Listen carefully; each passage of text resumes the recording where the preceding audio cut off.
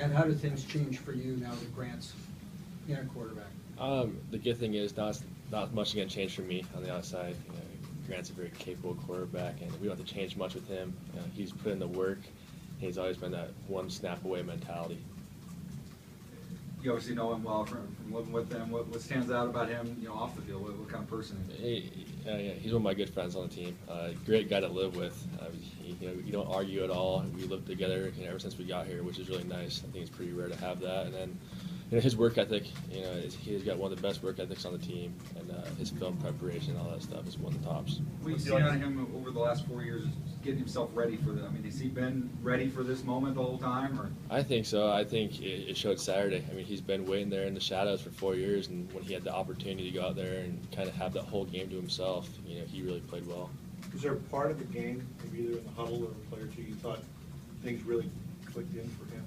Yeah, I think it was a couple series into the game. You kind of feel him get more comfortable. The speed of the game slowed down for him, and then that's when he started taking. I think that big run of his really kind of got him loose, and he kind of started telling himself, this is just football, and I'm just going to go play. You started just about every game of your career here. He's never started a game, and to be around somebody, I mean, you get an appreciation for what he has to go through to get ready when he doesn't get to play and you get to play as much as you do. I have a lot of respect for those guys, even the guys who have to come in, in a blowout game in the fourth quarter. It's hard to come into a game when you're not, going through warm-ups expecting to play the whole game. And for him to do that and step in after that first play of the offensive series and play as well as he did, it shows a lot about his character. I know you guys aren't going to change a ton, but what are the things that maybe Grant does better than Joe, or things maybe he doesn't do quite as well? I think, Joe is a good runner, but Grant has this a whole different level to his ability to run, a little quicker than Joe was. Other than that, I don't think much else is going to change. Joe took a lot of shots downfield, vertically. Grant didn't show that in this game. Is that something he's capable of, or do you think maybe some of those intermediate routes that you run will be more popular? I mean, Grant has every throw in the book. He's very capable of throwing those deep balls as well, too. And, I think nothing's going to change with our play calling. I think coaches feel comfortable calling pretty much everything. What's he like as a roommate? He's good. I mean, he's quiet just like me, so there's not a lot of action at our house. But, I think our neighbors like that. What does he like to do, away from football? In the summer we played a lot of golf. What else? We played a lot of golf this summer. Who won? It was about even. The house is pretty even. Even when Kyle Sosnowski was healthier and playing golf with us, so it was always good competition. Would you say that there's components of your offense that are more dangerous now with Grant Hedrick at quarterback? Yeah, maybe. Because he does have that threat of running the ball a little more. You guys might focus on that, but I think we're just as dangerous with him as we were with Joe. How do you think he stacks up with Taysom Hill? I mean, do you remember that game last year at BYU? They're very similar quarterbacks, I think. Kind of like what Ricky was saying, Taysom's a little bigger, more physical runner. Grant's more shifty and, tries to put a move on you. Have you seen Joe? Have you talked to him? How do you try to keep his spirits up? Yeah, I got a lot of respect for Joe. I feel bad for the guy, and he's in good spirits. He gave us a little rah-rah at halftime, and I think that really showed how our offense played in the second half. And he's handling it very well, handling it like a man, and he's going to be just fine.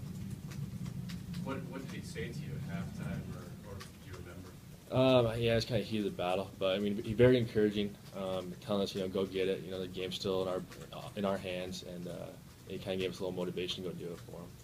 To see a guy who's kind of waited his time as well, and then finally get the opportunity, see him go down like that. What goes through your mind? What do you think about? Yeah, during when it happened, you didn't really think much about it, but after the game, kind of set in that that's just a terrible thing to happen to anybody, especially for a friend like Joe. For me, so yeah, I felt bad for him, but he's one of the most resilient guys I know too, so I know he'll bounce back. Does it make you guys see the game just a little bit differently at all, seeing that who knows if he's going to be able to get back on the field? Yeah, you really have to have that mindset where it's just one snap away. You're one snap away from never playing football again, or one snap away from having the best opportunity to come in there as like a freshman or something and show the whole country what you're made of. So I think every player needs to have that mentality, and when you see a guy go down, it kind of makes you realize how special this game is. Yeah. Was it different at all? I know that you guys had Grant in the huddle before, but seeing him in there for almost 60 plays, was it any different with him delivering play calls or anything like that? Oh, the good thing with that is we don't huddle up much anymore. So, you know, we don't have to communicate too much. It was a little weird when we came to the sidelines and Grant's the one kind of talking to us. We're talking about routes and what we're seeing out there. But, you know, it's all the same terminology. It's just come from a different mouth. So it was a pretty easy transition. What do you remember about that BYU game last year? It's pretty frustrating for an offense, but it's actually one of the funnest games we've ever played in, and it was a dogfight, and we were kind of happy to get away with the win. I know you probably haven't had a chance to look at much tape, but what does that secondary do well? They play hard. Their whole defense plays hard, and you know, they're very talented players. They remind me a lot of a Pac-12 defense, how physical and how hard they play. What was the struggle last year for you guys? I know you didn't do much, but was there anything that was particularly tough against their D? I'm trying to remember. I remember we had a lot of problems in the red zone, just finishing drives. You know, we were moving the ball against them, and either just turning the ball over or just not taking advantage of the opportunities. Van Noy seems to get a lot of attention. Is he a guy that stands out on tape or stands out in your memory?